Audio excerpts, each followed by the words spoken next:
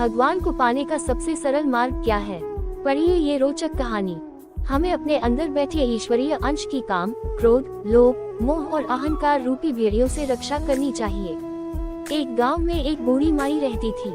माई का आगे पीछे कोई नहीं था, इसलिए बूढ़ी माई बेचारी अकेली रहती थी। एक दिन उस गांव में एक साधु आया। बूढ़ी माई ने साधु का बहुत ही प्रेम पूर्वक आदर सत्कार किया। जब साधु जाने लगा तो बूढ़ी माई ने कहा, महात्मा जी, आप तो ईश्वर के परम भक्त हैं। कृपा करके मुझे ऐसा आशीर्वाद दीजिए जिससे मेरा अकेलापन दूर हो जाए।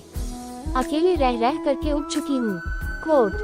साधु ने मुस्कुराते हुए अपनी झोली में से बाल गोपाल की एक मूर्ति निकाली और बुढ़िया को देते हुए कहा, माई ये लो आपका बालक है, इसका अपने बच्चे की तरह प्रेम पूर्वक लालन पालन करती रहना। बुढ़िया माई बड़े लाड प्यार से ठाकुर जी का लालन पालन करने लगी। एक दिन गांव के कुछ शरारती बच्चों ने देखा कि माई मूर्ति को अपने बच्चे की तरह लाड कर रही है। नटखट बच्चों को माई से हंसी मजाक करने की सूझी। उन्होंने माई से कहा, अरे मैया सुन, आज गांव में जंगल से एक भेड़िया घुस आया है जो छोटे बच्चों को उठाकर ले जाता है और मारकर खा जाता है। तू अपने लाल का ख्याल रखना, कहीं भेड़िया इसे उठाकर न ले जाए। बुढ़िया माई ने अपने बाल गोपाल को उसी समय कुटिया में विराजमान किया और स्वयं लाठी छड़ी लेकर दरवाजे पर पहरा लगाने के लिए बैठ गई। अपने लाल को भेड़िए से बचाने के लिए बुढ़िया माई भूखी प्यासी दरवाजे पर पहरा देती रही। पहरा देते देते एक दिन बीता, फिर दूसरा, तीसरा, चौथा और पांचवा दिन बीत गया। बुढ़िया माई 5 दिन और 5 रात लगातार बगैर पल के झपकाए भेड़िए से अपने बाल गोपाल की रक्षा के लिए पहरा देती रही।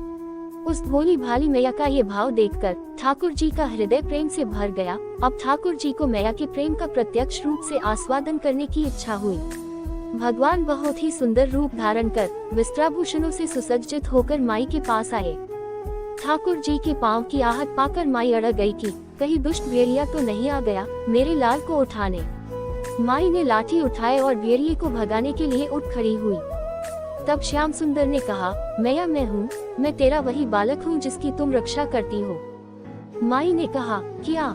चल हट, तेरे जैसे बहुत देखे हैं, तेरे जैसे सैकड़ों अपने लाल पर न्योछावर कर दूं, अब ऐसे मत कहियो, चल भाग जा यहाँ से। ठाकुर जी मैया के इस भाव और एकनिष्ठता को देखकर बहुत ज्यादा प्रसन्न हो गए। ठाकुर जी मैया से बोले, अरे मेरी भोली मैया, मैं त्रिलोकीनाथ भगवान हूँ, मुझसे जो चाहे वर मांग ले, मैं तेरी भक्ति से प्रसन्न हूँ। बुढ़िया माई ने कहा, अच्छा आप भगवान हो, मैं आपको 100 प्रणाम करती हूँ। कृपा कर मुझे ये वरदान दीजिए कि मेरे प्राण प्यारे लाल को भेड़िया न ले जाए। अब ठाकुर जी और ज्यादा प्रसन्न होते हुए बोले, तो चल मैया, मैं तेरे लाल को और तुझे अपने निज धाम लिए चलता हूँ। वहाँ भेड़िए का कोई भय नहीं है। इस तरह प्रभु बुढ़िया माई को अपने निज धाम ले गए।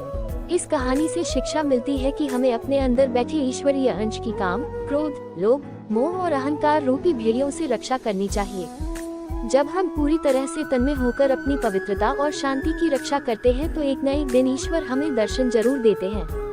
भगवान को पाने का सबसे सरल मार्ग है, भगवान को प्रेम करो निष्काम प्रेम, जैसे बुढ़िया माई ने किया। अगर आपको मेरी यह कहानी अच्छी लगी हो तो प्लीज मेरे चैनल को लाइक, सब्सक्राइब